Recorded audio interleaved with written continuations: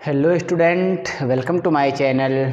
Today in this video I shall teach you pronoun of part second. ये pronoun का part second है. इसके previous में हम part 1 जिसके about में हम अपनी प्रोनाउन की डिफिनीसन, प्रोनाउन के kind and about of personal pronoun के बारे में हम पढ़ा चुके हैं. जो स्टूडेंट पार्ट 1 की वीडियो नहीं देखे हैं उसका लिंक इस वीडियो के डिस्क्रिप्शन में दिया गया है. इस वीडियो को देखने के बाद डिस्क्रिप्शन में जाकर के पार्ट 1 की वीडियो का लिंक से पार्ट 1 की वीडियो ज़रूर देखिए. बहुत ही इम्पोर्टेंट वीडियो है. ठीक है, आज हम प्रोनाउन का दूसरा काइंड डेमोनिस्ट्रेटिव प्रोनाउन आपको बताएंगे. पर्सनल प्रोनाउन को हम पहली वीडियो में एक्सप्लेन कर चुके हैं. तो डेमोनिस्ट्रेटिव प्रोनाउन जो होता है आपका, जो जिसे हिंदी में हम बोलते हैं आपका संकेतवाचक प्रोनाउन. क्या होता है? संकेत. डेमोनिस्ट्रेटिव प्रोनाउन जो आपका होता है किसी के तरफ आपको संकेत करना. सपोज दैट से कि आप कहते हो उस चीज़ को लेके आओ, आप संकेत दे कहते हो ना उस चीज़ को लेके आओ या ये चीज़ हमको दे दो. संकेत दिए वहाँ पे एक बार संकेत के यहाँ पे सपोज हम आपसे जो दूर चीज़ है उसको भी संकेत करते हो कि उस चीज़ को मेरे पास लेकर आओ या इस चीज़ को उठा दो. तो आप संकेत किए. तो इस जो डेमोनिस्ट्रेटिव प्रोनाउन है वही होता है संकेतवाचक प्रोनाउन. और डेमोनिस्ट्रेटिव प्रोनाउन जो होते हैं ये 4 होते हैं. देख लीजिए कौन कौन से होते हैं. एक आपका होता है दिस, एक आपका होता है दैट. ओके, दिस मीन्स या और दैट मीन्स वह. इसके बाद जो दिस का प्लूरल, उसी का जो प्लूरल होता है दीज, और दैट का जो प्लूरल होता है दोज. देख लीजिए, अगर आपसे कभी कभार कोई क्वेश्चन भी कर लेता है कि दिस का प्लूरल क्या होता है, दिस का प्लूरल क्या होता है, तो आप तुरंत बताओगे दिस का जो प्लूरल होता है वो आपका दीज होता है एंड दैट का प्लूरल दोज होता है. इस प्रकार से अगर आपसे कोई प्लूरल पूछता है तो आपको कन्फ्यूज नहीं होना है, क्योंकि दैट जो है सिंगुलर है और उसी का प्लूरल दोज होता है. दिस आपका सिंगुलर है, उसी का प्लूरल जो होता है आपका दीज होता है. और ये जो 4 हैं ये आपके डेमोनिस्ट्रेटिव प्रोनाउन हैं. Use of demonstrative pronoun this, that, these and those. This, that, these and those का जो यूज़ है आप इसके बहुत पहले लोअर क्लास में सेकेंड, थर्ड, 4, 5 फर्स्ट ही होता है दिस, दैट, दोज. ये सब चीज़ें आप बहुत पहले पढ़ चुके होंगे. तो आज फिर से उसी का इस पे हम बात करेंगे दिस, दैट पे, जो थोड़ा सा आपको प्रोनाउन में आ गया है. डेमोनिस्ट्रेटिव प्रोनाउन में आप जानते होंगे जो दिस का यूज होता है. हाँ, आपको दिस के बारे में देख लेते हैं. दिस मीन्स यानी जो दिस का यूज होता है ओनली वन थिंग्स. किसका? जब कोई थिंग्स क्या हो, ओनली वन हो एंड नियर बाई मी, यानी मेरे पास हो या फिर नियर बाई यू, आपके पास हो. यदि आपके पास हो यार किसी के नज़दीक हो, जो कहेगा, जो इसका यूज करेगा, तो किसी भी चीज़ के ओनली वन और नियर के लिए, नज़दीक के लिए हम यूज करते हैं दिस. और किसी ओनली वन थिंग्स और आपसे दूर हो उसके लिए यूज करते हैं दैट. जब कोई चीज़ आपके पास में हो और वन मोर देन वन हो then we use this. When any things आपसे दूर हो और मोर देन वन से ज़्यादा हो देन वी यूज दोज. यानी जब कोई थिंग्स, कोई भी चीज़ आपसे दूर हो और मोर देन वन हो, एक से ज़्यादा हो, तो उसमें हम यूज करते हैं दोज. आप suppose that this is a chalk, this is a chalk, only one है तो दिस हमने बोला. इसके बाद ये आ गया आपका 2 चाक, 2-3 चाक हो गया, माने मोर देन वन हो गया, तो आपका हम वहाँ दीज आर बोलेंगे.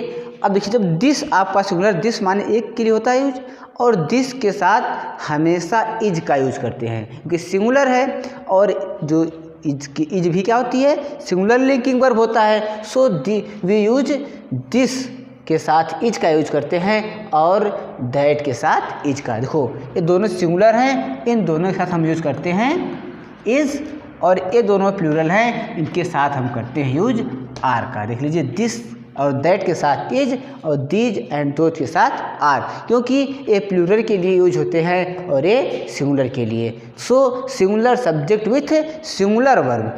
आप सब्जेक्ट एंड वर्ब जब आप पढ़ेंगे उस समय आपको मिलेगा singular subject with singular verb, यानी सिंगुलर सब्जेक्ट के साथ सिंगुलर वर्ब, प्लूरल सब्जेक्ट के साथ प्लूरल वर्ब होता है। सो इसलिए हम दिस एंड दैट के साथ इज, दीज एंड दोज के साथ आर का यूज करते हैं। I hope understand about of demonstrative pronoun. हम कोई क्वेश्चन आपके सामने देते हैं, मान लीजिए दिस इज माई, कुछ लीजिए हम आपको, ओके ये बुक है मेरे पास, ठीक है, तो दिस इज माई बुक, यह बुक मेरी है, मेरे पास है ना, इसलिए हमने बोला दिस इज माई बुक। देख लीजिए, this is my book, this is my book,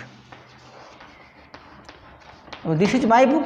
अब दिस क्यों लगाया? क्योंकि मेरे पास एक ही बुक है और मेरे पास में नज़दीक है, इसलिए हमने दिस का यूज कर दिया। ऐसे भी हम कहते नहीं। अब देखिए हमने 2 बुक ले लिया है, अब हम यहाँ पे दिस यूज नहीं कर सकते because I have more than 1 book है, मेरे पास 2 बुक है, सो वी यूज दीज। जब हम these are my book, these are my book, these are my book, यानी इस प्रकार से आप पढ़ सकते हैं। अब इसी बुक को कहीं दूर रखा गया है, दूर टेबल पे, अब हम कहेंगे कि that is my book and those are my book. अगर हमसे कोई चीज़ दूर है तब हम वहीं पे दैट लगा देंगे और दोज लगा देंगे। तो I hope understand demonstrative pronoun. अब हम आपको पढ़ाएंगे इंटेरोगेटिव प्रोनाउन। देख लीजिए, अगर किस डेमोन्स्ट्रेटिव प्रोनाउन में किसी को कोई प्रॉब्लम होती है तो कमेंट में ज़रूर बताइएगा। यदि किसी को और भी क्वेश्चन पूछने हैं तो मोबाइल नंबर 96404151 पर मैसेज करिए।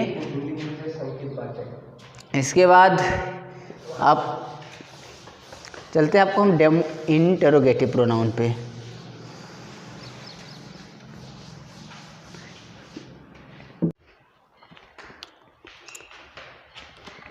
तो देखिए, इंटेरोगेटिव प्रोनाउन यानी प्रश्नवाचक प्रोनाउन।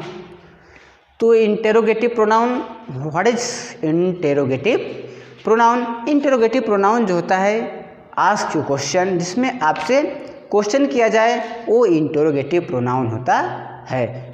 इंटेरोगेटिव प्रोनाउन में आपको क्वेश्चन वर्ड आप जानते ही होंगे जो इंटेरोगेटिव प्रोनाउन होता है। भाई कोई पूछ लिया आपसे कि इंटेरोगेटिव प्रोनाउन के एग्जांपल, जैसा कि आप में डेमोन्स्ट्रेटिव प्रोनाउन के एग्जांपल था दिस दैट दिस दोज, वैसे इंटेरोगेटिव प्रोनाउन जो होता है तो आपका जो व्हाट है, why, who, how, when, where,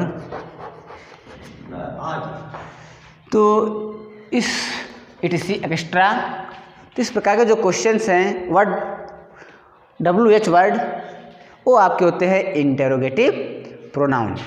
अब जो इंटेरोगेटिव प्रोनाउन होते हैं आपके, उसमें से कुछ रिलेटिव प्रोनाउन भी होते हैं। तो पहले इंटेरोगेटिव को समझ लेते हैं। प्रोनाउंस, जो भी प्रोनाउन आप में आपसे क्वेश्चन किया जाए, जिस प्रोनाउन में से आप क्वेश्चन कर लिया जाए व्हाट इज़ दिस, या क्या है, व्हाट इज़ दिस या क्या है, तो समझ लो वो आपका इंटेरोगेटिव प्रोनाउन हो जाता है, जिसमें आपको एग्जांपल दे दिया गया व्हाट, व्हाई, हु, व्हेन, ये सब क्या इंटेरोगेटिव प्रोनाउन है। अब आप कहा जाए कि अब व्हाट इज़ दिस, ऐसे लिख दिया what is this, what is this या क्या है। अब कहा कि इसमें से आप बताइए कि इंटेरोगेटिव प्रोनाउन क्या है। अब बताइए इसमें से आप कहिए प्रोनाउन बताइए कौन सा क्या प्रोनाउन है। अब वो व्हाट कौन सा प्रोनाउन है, इंटेरोगेटिव प्रोनाउन है। तुरंत आपको यहाँ छांट के लिखने के लिए आता है, क्वेश्चन सेंटेंस देगा आपको ऐसे। अब बताइए कौन इसमें से दिस कौन सा प्रोनाउन है, व्हाट कौन सा प्रोनाउन है, या फिर सभी प्रोनाउन को अलग अलग करके राइट करिए। तो आप बताओगे व्हाट इसमें से जो इंटेरोगेटिव प्रोनाउन है, दिस इसके पहले वाले में पढ़ा आप जो डेमोन्स्ट्रेटिव प्रोनाउन है। तो आगे आपका हु रोट दिस बुक, देखो who wrote this book, book को किसने राइट किया है बताओ, हु, कौन राइट किया, किसने राइट किया है, आपसे क्वेश्चन किया जा रहा है ना। तो ये सब चीज़ें हैं जिसमें आपसे क्वेश्चन किया जाए, वही होता है इंटेरोगेटिव प्रोनाउन। तो I hope understand this interrogative pronoun, very simple and easy है, आपको इसमें कोई प्रॉब्लम नहीं होनी चाहिए। अब हम आपको पढ़ाएंगे इनडेफिनिट प्रोनाउन। ये चलिए इनडेफिनिट प्रोनाउन।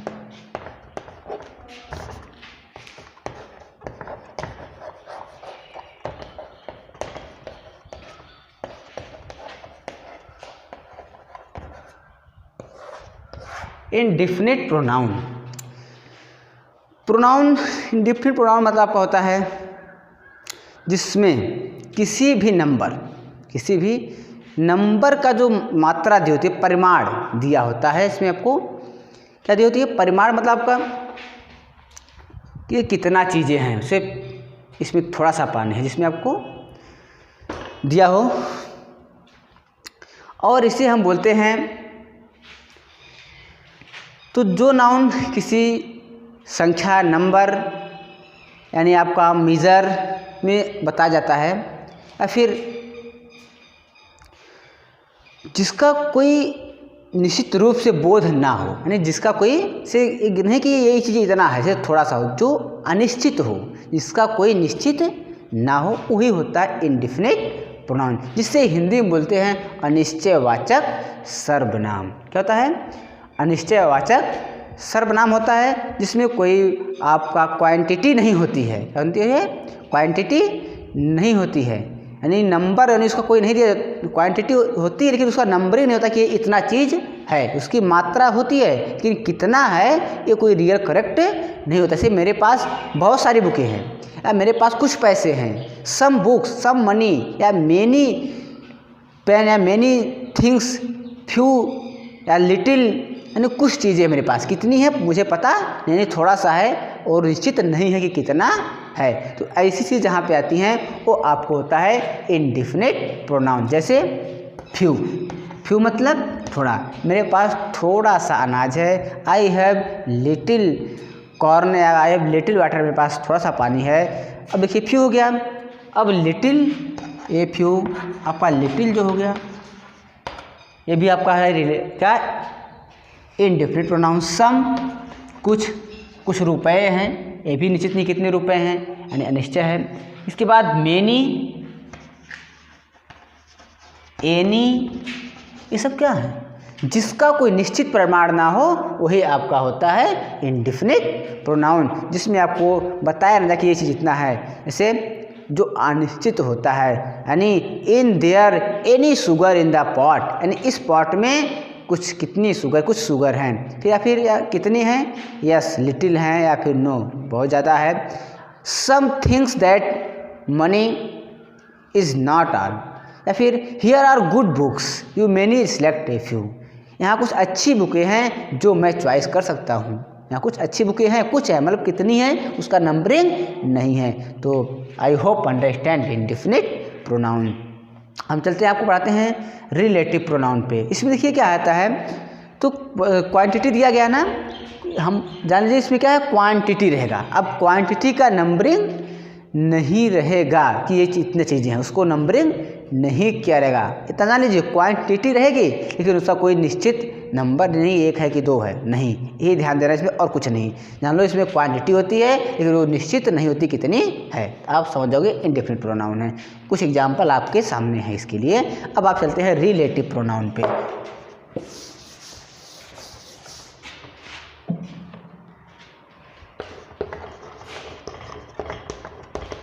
रिलेटिव प्रोनाउन,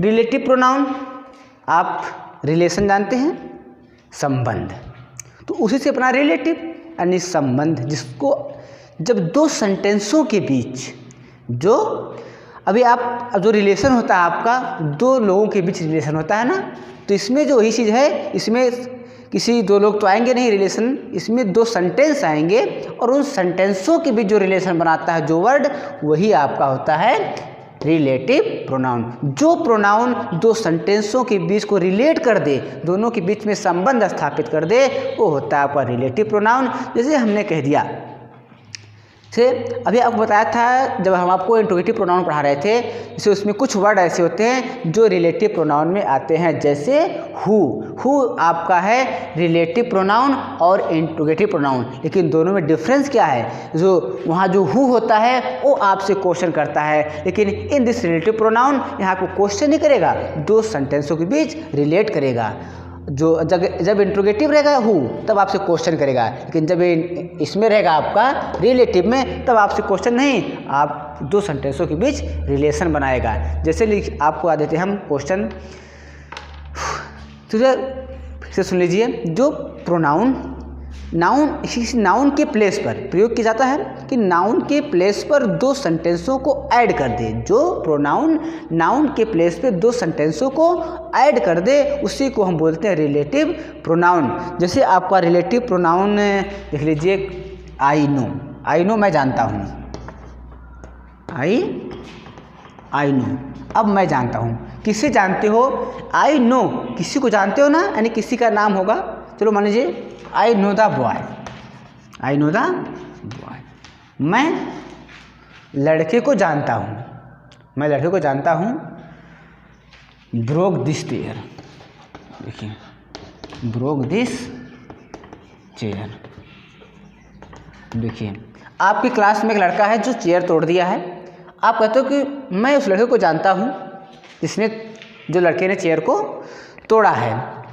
अब यहाँ पे जो खाली स्थान बचता है, अब इन दोनों सेंटेंस को एक में करना है कि आई नो द बॉय। अब हम यहाँ कौन सा रिलेटिव प्रोनाउन लगा दें? देख लीजिए, हु का अर्थ जब क्वेश्चन इंट्रोगेटिव में रहता है तब कौन होता है, जब वही हु आपसे रिलेटिव में आता है उसका मीन्स जो हो जाता है। अगर हम यहाँ पे हु लगाते हैं और हु इसके पहले आपको पढ़ चुके होंगे, हु का जो यूज होता है किसी पर्सन के लिए ही होता है, किसी व्यक्ति के लिए होता है। तो यहाँ एक बॉय है यानी कोई पर्सन है, इसलिए हम हु के अलावा कोई और चीज़ यूज नहीं कर सकते, किसी के बारे में सोचना तक भी नहीं है, क्योंकि हु एक पर्सन के लिए यूज होता है और यहाँ पर्सन आ चुका है। अगर यहीं पे कोई थिंग्स होती ना तो हम हु का यूज नहीं करते, तो वहाँ विच का यूज करते, विच का, क्योंकि विच जो है वो थिंग्स के लिए यूज होता है। तो हु यहाँ ऐड कर दिए बिना सोचे समझे, क्योंकि एक बॉय यानी एक पर्सन के लिए है। और देख लीजिए आई नो द, अब इसका अर्थ हो गया आई नो द बॉय, मैं लड़के को जानता हूँ जो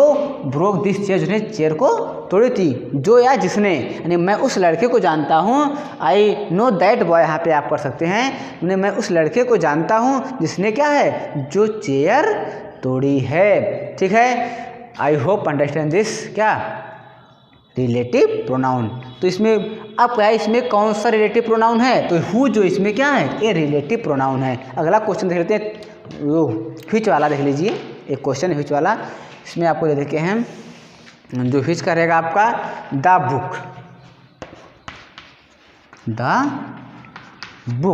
बुक हो गया। इसके बाद you gave me is interesting, you gave me. अब देखिए बुक है, you gave me is interesting, अब देखिए क्या है, the book you gave me, the book you gave me, book जो बुक आपने दिया। यहाँ पे कुछ वैकेंट पड़ रहा है, खाली पड़ रहा है। अब यहाँ पे आपको रिलेटिव प्रोनाउन लिखना है। तो यहाँ देखिए क्या हुआ है, यहाँ एक थिंग्स की बात हुई है। क्या बुक क्या है, एक थिंग्स है, और थिंग्स के लिए कौन सा हम यूज करते हैं, कौन सा प्रोनाउन, व्हिच का, किसका, व्हिच का यूज करते हैं। तो व्हिच आप लगा दो, व्हिच, यानी book which you gave me is interesting, जो बुक आपने मुझे दी थी क्या थी, बहुत ही इंटरेस्टिंग थी। ये आपका दोनों सेंटेंसों के बीच आपको रिलेट कर दिया, दोनों सेंटेंस एक ही में आ गए। सो इसलिए रिलेटिव प्रोनाउन दो सेंटेंसों के बीच करता है। और एक रिलेटिव प्रोनाउन दैट भी होता है।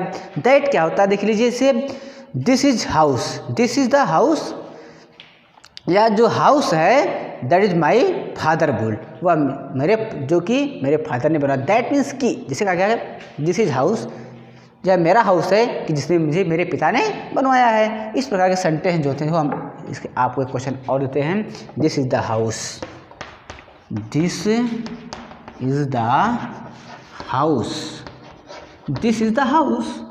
अब दिस इज द हाउस। अब यहाँ पे कोई प्रोनाउन आपको कोई प्रोनाउन आपको फिल करना है। आगे कोई सेंटेंस हम और लिख देते हैं इसके अलावा। मान लीजिए हम कोई सेंटेंस लिखते हैं my father built, my father built. चलिए, या वही हाउस है जो मेरे पिता ने बनवाया था। तो देख लीजिए, अब यहाँ पे जो है जो हाउस है, अब यहाँ पे हम दैट क्यों लगाते हैं, व्हिच क्यों नहीं लगाएंगे, क्योंकि व्हिच इसलिए नहीं लगाएंगे, पहली बात तो वो जो कह रहा है वो किसी किताब को संकेत बता रहा है ना कि वह जो हाउस है। देखिए, हम इसलिए यहाँ पे दैट लगाए हैं। पहली बात तो यहाँ पे दिस है, और दूसरी बात वो उस हाउस की तरफ संकेत कर रहा है ना, इसलिए हम दैट लगा देते हैं। थिंग्स तो है मान लीजिए हाउस, लेकिन वो आपको संकेत करके बता रहा है ना कि वो हाउस जो है, इसलिए हम यहाँ पे दैट यूज कर देंगे। इस बात को आपको ध्यान जरूर देना है। यहाँ पे संकेत कर रहा है, और इस जब संकेत करेगा तो हमें, और दूर है ना, दूर है इसलिए वह वाला दिखा रहा है तो दूर थोड़ा सा है, इसलिए हमने दैट का यूज कर दिया। तो दैट भी एक रिलेटिव प्रोनाउन है। I hope understand this relative pronoun. अब हम आपको पढ़ाएंगे अगला प्रोनाउन। तो ठीक है, वीडियो थोड़ी सी लंबी हो रही है, इसलिए हम ये प्रोनाउन का जो पार्ट 3 यानी कल के पार्ट वाले में प्रोनाउन का जो पूरा सिलेबस होगा वो समाप्त हो जाएगा। तो अगला यानी कल पार्ट 3 प्रोनाउन पढ़ने के लिए अभी तक जो चैनल को सब्सक्राइब नहीं किए हैं वो सब्सक्राइब कर लीजिए, और पार्ट 1 जरूर देखिए, जो पार्ट 1 पार्ट 2 और कल होने वाली वीडियो पार्ट 3। इन प्रोनाउन के तीनों पार्ट को आप बड़े अच्छे से पढ़ लीजिए, बहुत ही इंटरेस्टिंग वीडियो है। आपको पूरी तरह समझ में आ जाएगी प्रोनाउन के बारे में, कोई कन्फ्यूजन नहीं रहेगा आपके पास। अभी तक प्रोनाउन के बारे में जो भी कन्फ्यूजन आपके पास होगा सब आप इन तीनों वीडियो में दूर कर लेंगे अपने दिमाग से। तो आप इस वीडियो को पूरा जरूर देखिए। तो I hope understand like this video, and आप देखते रहिए इस प्रकार से video. Thanks watching for this video. अब कल पार्ट 3 जरूर पढ़िएगा, और इसके पहले पार्ट 1 जरूर पढ़ लीजिएगा। ठीक, ओके। अब मैं आपको कल जो है इसका पार्ट 3 जिसमें आपको रिलेटिव या रिफ्लेक्सिव बचेगा, जो आपका पोसेसिव है, कल पढ़ाऊँगा। तो ठीक है, चलते हैं, अभी के लिए टाटा बाय।